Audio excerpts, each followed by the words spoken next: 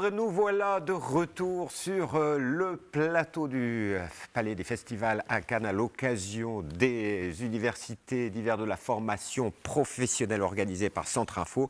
Compétences 2030, réussir ensemble les transitions, c'est le thème de ces UHFP. Alors, c'est l'occasion de rencontrer tous les acteurs qui se mobilisent autour du secteur de la formation face aux transitions qui touchent notre économie, transition écologique, transition numérique, démographique, économique. Et nous allons en parler avec Jean-Christophe Chamaillou. Bonjour. Bonjour. Vous êtes président de Lafayette Associés, un cabinet qui accompagne les organismes de formation. Sur quelles questions ? Alors, donc ça fait 15 ans aujourd'hui, une trentaine de consultants qui accompagnent à la transformation, on va dire, des acteurs que sont les écoles, les organismes de formation, mais également les entreprises, mais également les financeurs.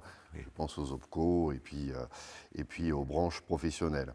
Et en fait, on les accompagne dans cette transformation, à la fois dans l'évaluation et le positionnement de leur dispositif. En gros, est-ce que ça fonctionne ? Ensuite, dans le choix des dispositifs, puisque c'est divers, et puis le timing est aussi important avec les réformes, notamment, on va en parler. Et puis le pilotage et la mise en œuvre, puisque tous les dispositifs ne marchent pas ou doivent être adaptés.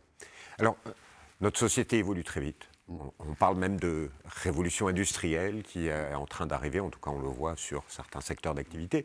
Mais là, les organismes de formation, les entreprises qui forment doivent s'adapter. Il y a un énorme enjeu aujourd'hui d'agilité. Alors tout à fait, cette problématique d'agilité, elle est alliée à la logique de temporalité. C'est-à-dire que le besoin, il est immédiat. Le besoin de l'entreprise, la tension sur l'emploi. Or, fabriquer de la compétence, ça prend du temps. Et donc, les acteurs de la transformation de la compétence, eux, ont besoin d'un temps pour s'adapter. D'ailleurs, c'est intéressant, quand on écoute hier le ministre, par exemple, ou du moins les personnes qui sont associées, on parle encore d'heures de formation, alors que on parle de compétences et d'atteinte de compétences professionnelles.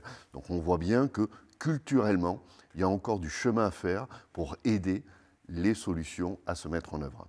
Il y a des choses qui doivent évoluer, la réglementation aussi. Alors il y a une révolution avec les lois 2014, puis surtout 2018. Côté réglementaire, pour vous, en tant que cabinet de conseil, tout va bien ? Alors j'allais dire tout va très bien dans le sens où quand vous avez transformation, vous avez accompagnement. Et cette transformation, nous, elle va dans le bon sens. Dans le sens où le focus que nous avons, nous, c'est l'employabilité. C'est-à-dire que la montée en compétences n'a de lieu d'être que si l'individu se sent bien dans son emploi et si l'entreprise se sent bien dans les compétences qu'elle va acquérir.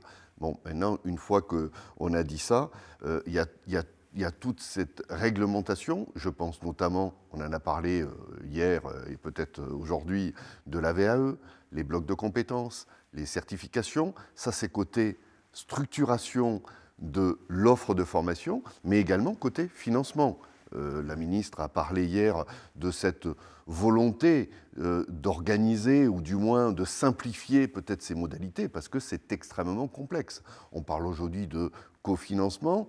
Alors certes, on parle d'abus. C'est pour ça que derrière, on parle de régulation, de contrôle et puis de dispositifs qui doivent être en phase avec... je dirais Mais vous qui œuvrez depuis 15 ans, oui.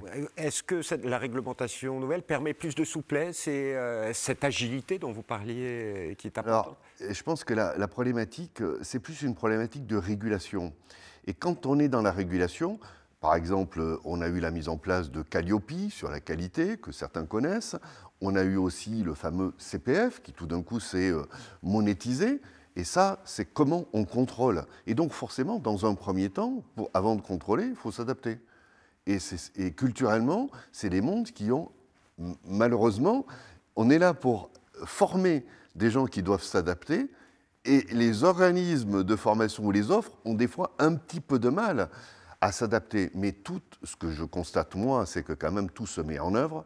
Et on l'a vu sur l'apprentissage, par exemple, on le voit aujourd'hui sur des formations plus courtes, on le voit sur le distanciel, on le voit sur l'action de formation en situation de travail.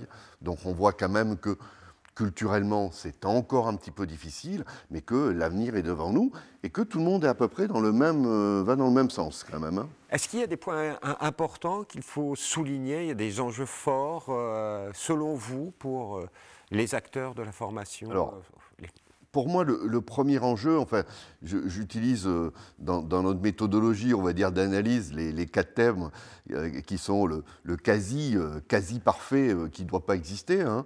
Le C pour la collaboration, la manière, donc d'ailleurs ce matin on m'a dit la collaboration, mais également la convivialité.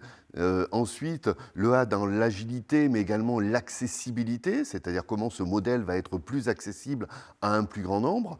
Ensuite, le S pour soutenable, c'est-à-dire qu'il faut que financièrement tout ça soit équilibré.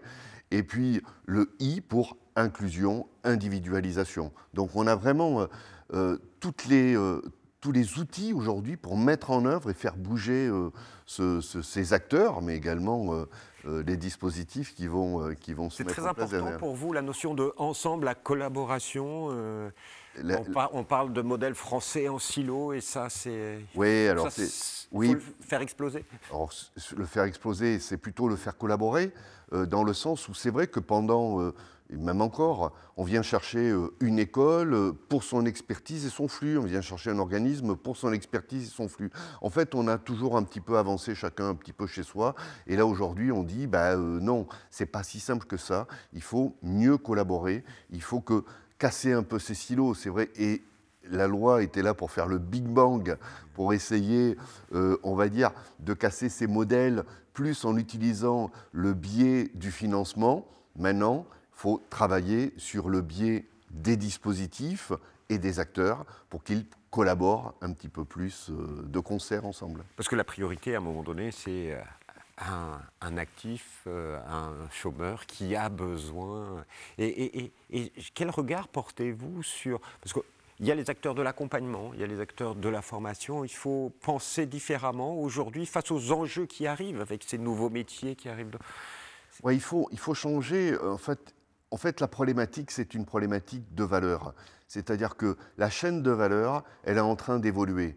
Avant, on avait une chaîne de valeur qui privilégiait l'expertise, la technique, et là, on a une chaîne de valeur qui pousse à l'employabilité et à l'usage de la compétence. Et donc, comment on répartit cette valeur? Comment on la valorise différemment? Et ça, c'est l'enjeu qui est à construire, pas seul. Le progrès, c'est ensemble. Monsieur Chamaillou, merci infiniment pour votre témoignage.